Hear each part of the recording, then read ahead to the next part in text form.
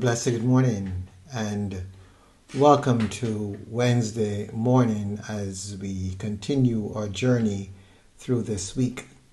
We give thanks to Almighty God for yet another day, and we join with thousands and millions of persons greeting a new day and being open to what the Spirit is seeking to do.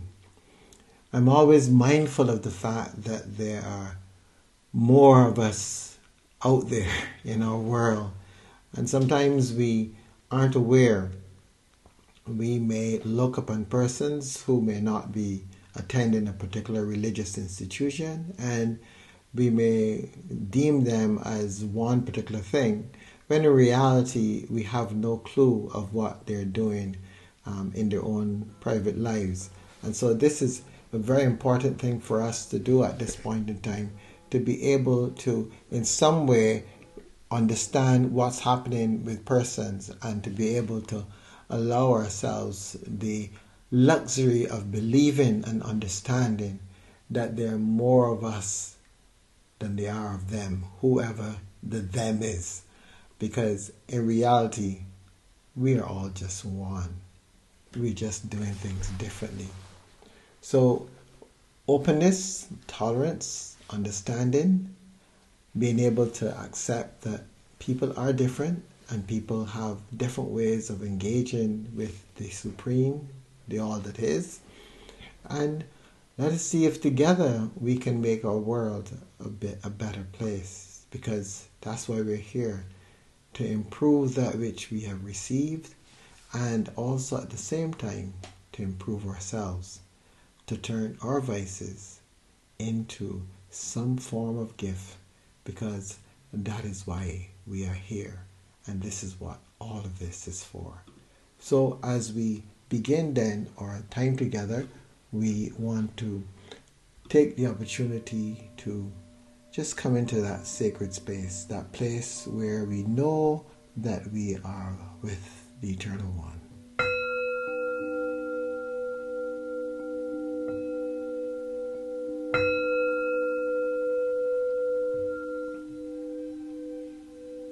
And as we open ourselves to this time, we do so with hearts filled with gratitude.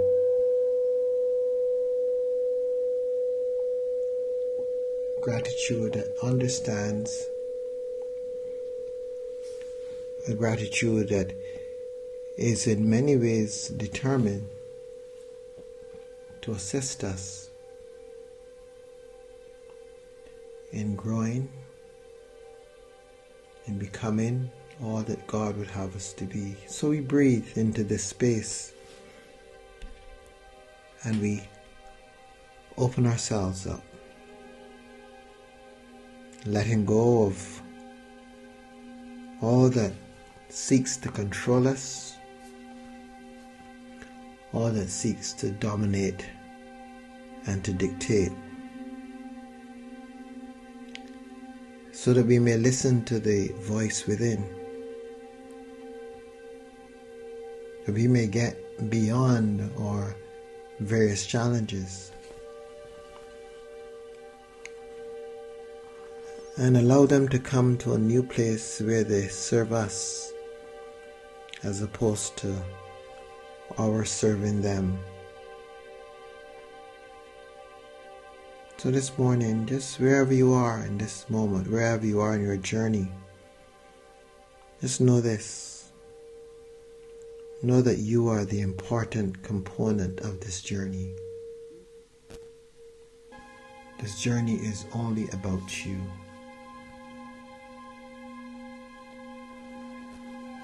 And so we want to give thanks for this opportunity to be here.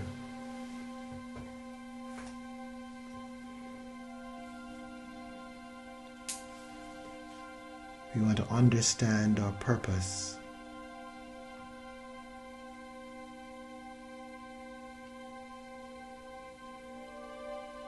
We want to live that purpose out.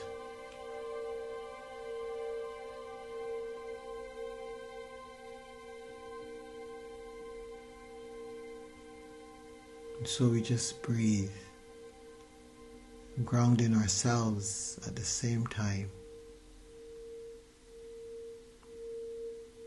and allowing ourselves to just be.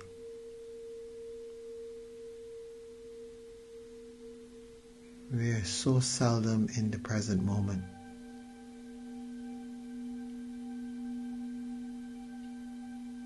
Our breath is oftentimes restricted and shallow. Breathe deeply and feel yourself, your total self. Fill your lungs and take time and release it. This is who you really are. Know yourself in your fullness and in your peace.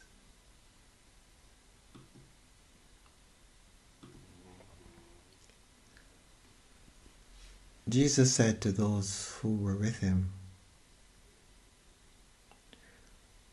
"When the unclean spirit has gone out of a person, it wanders through waterless regions, looking for a resting place, but it finds none. Then it says, 'I will return to my house from which I came.' When it returns, it finds it empty, swept, and put in order. Then it goes and brings along 7 other spirits more evil than itself. And they enter and live there. And the last state of that person is worse than the first. So will it be also with this evil generation." While he was still speaking to the crowds, his mother and his brothers were standing outside, wanting to speak to him. Someone told him, "Look, your mother and brothers are standing outside, wanting to speak to you." But to the one who had told him this, Jesus replied, "Who is my mother, and who are my brothers?" And pointing to his disciples, he said, "Here are my mother and my brothers. For whoever does the will of my Father in heaven is my brother and sister and mother."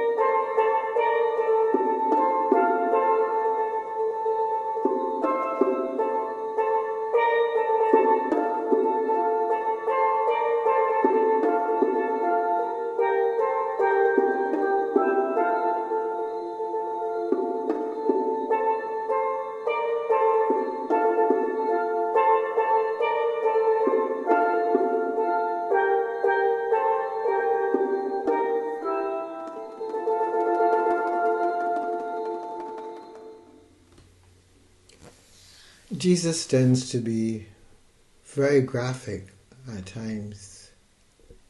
And in the reading for today, he gives that image of the unclean spirit leaving a person and wandering about waterless places.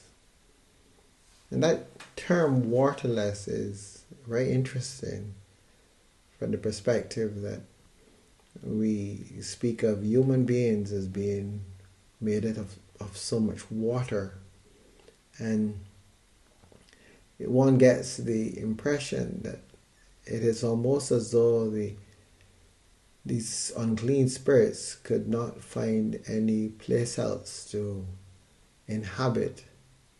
And so they go back to the familiar. And the last state of the person is far worse than the first. The idea of the vice and doing the work of bringing it up to the place of the gift, the inner transformation that is so vital in our lives, the whole work that we are here to do. What we're being told is that this is an ongoing work.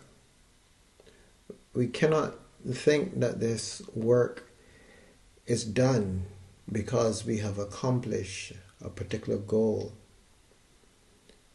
There is a continuous work that needs to be done. And we get the impression using the passage for today that if at any time we become complacent, the house is swept, clean, everything in order, everything as it should be. If we take that for granted and don't realize that it is an ongoing work, then as tidy and as orderly as we think it is, it may just be a haven for a worse circumstance. So the idea then is to be continually focused on the work. What must I do? What more must I do? And to continue to challenge oneself, because this is what this is about. The vice is those lower energies that are present within us, around us. The vice is all that has occurred to us in childhood, in those early years, the things that we have latched onto and have not given up. And if we come to a place where we have the opportunity to do some soul searching and we're able to in some way move beyond where we were, then we must be careful that we keep going with the work. Because if we lapse, we are in danger of falling even further back than we were. The spiritual journey is really an exciting time. And to be honest, we are all on it, so there is excitement for us all. But it is challenging. It is very challenging. And so it's important that we do not in any way adhere to anything that would in any way jeopardize us or in any way cause us to lose ground. When we look at the second part of the passage that was read today, where it spoke of Jesus' mother and brothers outside wanting to speak with him, and Jesus' response was, "Here," as he looked around, "here, my mother, my brothers, those who do the will of the one who sent me." That kind of idea he's sharing. What was Jesus doing? Was he denying his connections? No. In a sense, what Jesus was doing was being very careful of the various snares, the various places that we are entrapped. the various connections that we hold on to, which at times can be the weak link or the Achilles heel or that little part of us through which other things can enter. And so it wasn't a dismissing of his family, but it was a reinforcing of the fact that he has a higher purpose. He has a work that he is here to do, and that work must take precedence over everything else. This is the example that Jesus offers us. We've got a work to do. As we name our vices in this world, we've got a work to do. The work of transforming them into virtues, into gifts for the world. Not gifts that will bring us reward, because then that becomes another kind of a vice. But gifts that are simply that, gifts. And to be able to be very careful as we journey that we do not allow any snare to entrap us. Jesus gives us wonderful examples, but at times I believe that we listen to the stories and we just focus on the earthly meaning of the stories. We don't allow ourselves to look beyond the printed word, beyond the spoken word, and try to discern what is the higher purpose. What else is Jesus really saying? What is the point that he's making? And how can I understand what that point is? These are the important things that we must do when we come to scriptures. We must be willing to go beyond that obvious statement and get the real gift from it all. So there we are. We will do the work. We will accomplish removing the vice and allowing it to become a gift. But we must stay with the work. We must stay at the level of the gift, at the vibration of the gift. For if we don't focus on that, we're liable to return from whence we have come. And we've got to be careful that we don't allow any position or person or persons to cause us to be ensnared in ways that would cause us to fall and return to the vice.